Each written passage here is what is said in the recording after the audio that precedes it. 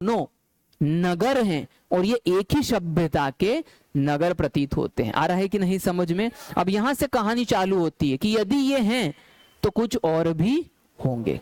तो चलो खोजते हैं, चलो खोजते हैं। अब ये देखा गया कि ये दोनों जो नगर थे ये किसी नदी के किनारे थे। अरे आया कि नहीं समझ?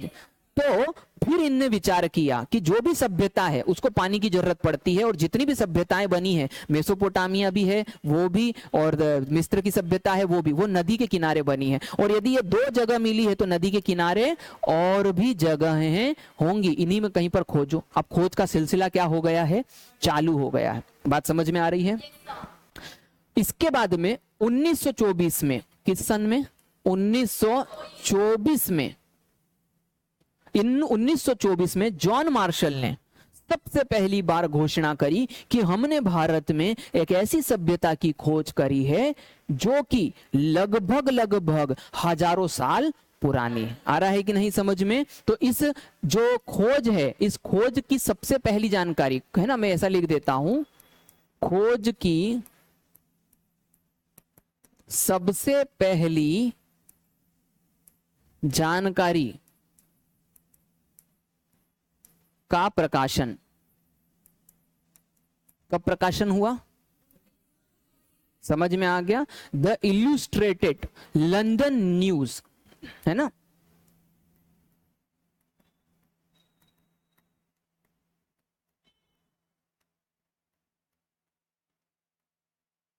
ये अखबार का नाम था।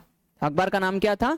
द इल्यूस्ट्रेटेड लंदन न्यूज नामक अखबार में 1924 में पहली बार यह प्रमाणित हुआ कि वाकई में ये एक सभ्यता है जिसे हमने खोज लिया है। 1921 1922 पूरे प्रमाण 2 साल में आ गए, 1924 में न्यूज छप गई। अब आपको समझ में आ चुका है? बहुत ज्यादा धीमा तो नहीं चल रहा है, सब सही साथ चल रहा है? हाँ ठीक है। तो हमने सबसे पहले ये समझ लिया कि ये खोज पे क्या क्या चीजें आ सकती है। ये खोज पर आने वाले सारे सवाल हमने कवर कर लिए। आ रहा है कि नहीं समझ में? कब ये पुरातत्व विभाग बना, कब क्या हुआ, क्यों हुआ, कहां से कौन सी चीज हुई। तो इसी प्रकार से आपको नोट्स भी बनाने, नोट्स बनाने का तरीका समझ में आ रहा है? एज इट इज जैसा मैंने बनाया। और लिखने का भी तरीका अब आपका यही होना चाहिए। क्या मेरी बात समझ में आ गई?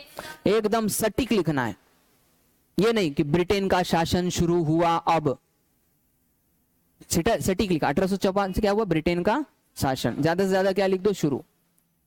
बात समझ में आ गया?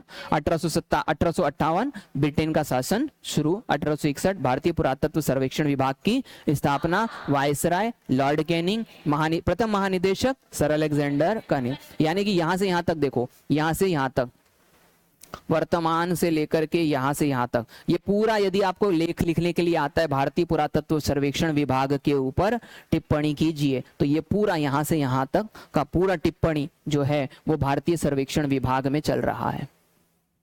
ये दिख गया कहां तक? 1902 तक, 1861 से 1902 तक। अब आपको इसमें अलग अलग नंबरों के ऊपर, 2 नंबर का पूछे तो अलग आ जाएगा, आ रहा है ना समझ में? 7 नंबर का पूछे तो अलग आ जाएगा, और आगे जाकर के 10 नंबर का पूछे तो अलग। 10 नंबर का यदि पूछता है पूरा का पूरा पुरातत्व विभाग के ऊपर, 10 नंबर में संभावना कम रहेगी, लेकिन 7 नंबर में पूछा जा सकता है। तो ये यहां से लेकर के यहां तक की क्या करनी है? आपको जानकारी देनी है। क्या मेरी बात समझ में आ रही है?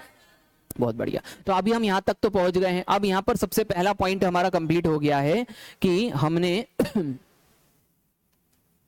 खोज से संबंधित सारी जानकारी समझ ली। बोलो हाँ। अब हम बात करते हैं नामकरण की तरफ। नामकरण इसके क्या क्या है, किस किस नाम से ये जानी जाती है सभ्यता, है ना? तो नामकरण में यदि हम बात करें तो सबसे पहला जो नाम है वो कौन सा है? सिंधु घाटी सभ्यता। इसको सबसे सामान्य रूप से सिंधु घाटी सभ्यता कहते हैं। आ रहा है समझ में? ये जो नाम दिया था ये किसने दिया था? तो ये जॉन मार्शल, है ना, जॉन मार्शल ने इसका नाम दिया था। किसने दिया था? John Marshall. समझ में आ गया कौन है जॉन मार्शल? इसका नाम जॉन मार्शल ने दिया था, तृतीय महानिदेशक थे, और इन्हीं के कालखंड में, इन्हीं के अधीन होकर के सिंधु घाटी सभ्यता की खोज हुई थी। तो जॉन मार्शल ने इसका नाम दिया सिंधु घाटी सभ्यता। कारण क्या था ये भी समझना पड़ेगा कि इसका नाम सिंधु घाटी सभ्यता क्यों दिया गया, है ना? क्योंकि कारण ये था कि प्रारंभिक स्थल, है ना, प्रारंभिक स्थल, है ना, सिंधु नदी। किसकी नदी?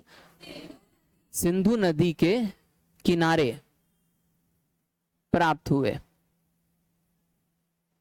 कारण पता चल गया? कारण, हर चीज का कारण होता है। क्यों दिया सिंधु घाटी सभ्यता का नाम? क्योंकि सबसे पहले जब हम खोज रहे थे तो जो सिंधु नदी है उसी के पास में हमको अधिक से अधिक जो है वो जगहों पर साइट्स मिल रही थी। तो जॉन मार्शल ने इसका नाम क्या रख दिया? सिंधु घाटी सभ्यता, इंडस वैली सिविलाइजेशन। फिर इसके बाद में कुछ इतिहासकारों, मैं यहां पर लिख देता हूं कुछ इतिहासकार,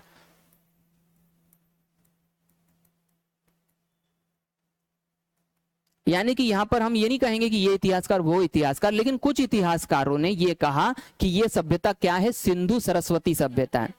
अभी सरस्वती अलग एक बात आ गई, सरस्वती क्या है ना? तो पहली बात तो सरस्वती भारत की एक विलुप्त नदी है। वैदिक साहित्य में जब हम ऋग्वेद और सामवेद, यजुर्वेद, इनकी सबकी बात करेंगे ना, तो उसमें सबसे पवित्र नदी किसको कहा गया है? सरस्वती नदी का बहुत उल्लेख है उसमें। वेदों में सरस्वती नदी का बहुत उल्लेख है। तो वैदिक काल की ये नदी होती थी, अब नहीं रही, ये लुप्त हो चुकी है। आ रहा है समझ में? तो सिंधु नदी, यानी कि यदि हम सिंधु या सरस्वती नदी की बात करें तो घग्गर हाकरा, क्या नाम है? घग्गर हाकरा नदी, इसको सामूहिक रूप से कहा जाता था। घग्गर हाकरा नदी को सामूहिक रूप से क्या कहा जाता था? सरस्वती नदी। ये नदी के किनारे सबसे ज्यादा हमको साइट्स मिली हैं, इसीलिए कुछ पुरातत्व विभाग के कुछ इतिहासकारों ने कहा कि इसको घग्गर हाकरा या सरस्वती सिंधु नदी भी हम कहेंगे। अब थोड़ा सा इसको समझते हैं कि ये रही सरस्वती नदी जिसके आगे अपने को साइट मिल रही है। देखो ये तो सिंधु नदी हो गई, ये सब देखो चेनाब, झेलम है ना, व्यास, रावी, ये सब नदियां मिलकर के आखिरी में जाके किससे मिल जाती है? सिंधु नदी से मिल जाती है। मैप समझ में आ रहा है? तो देखो अब ये कितनी सारी जो है साइट्स मिल रही है। मुंडीकाक है, रहमान डेरी है, उसके बाद में मेहरगढ़ है, पिराक है, मोहनजोदड़ो, मैंने बताया था ये रही मोहनजोदड़ो। आ रहा है समझ में? ये मोहनजोदड़ो है, ठीक है। इसके बाद में यहाँ पर हम ये देखो हड़प्पा यहाँ दिख रही है आपको, मैंने आपको बताया था मोहनजोदड़ो बाद में मिली है, हड़प्पा यहाँ पर मिली है ना। तो ये देखो हड़प्पा नदी भी किसके किनारे मिल रही है? रावी नदी के किनारे मिल रही है, बाद में जाकर के सिंधु नदी के पास में मिल जाती है। मोहनजोदड़ो का है तो ये रही मोहनजोदड़ो, मोहनजोदड़ो किसके बाजू में मिल रही है? सिंधु के। अब जब ये साइट शुरुआत में खोजी गई तो यहाँ पर मिल रही थी, तो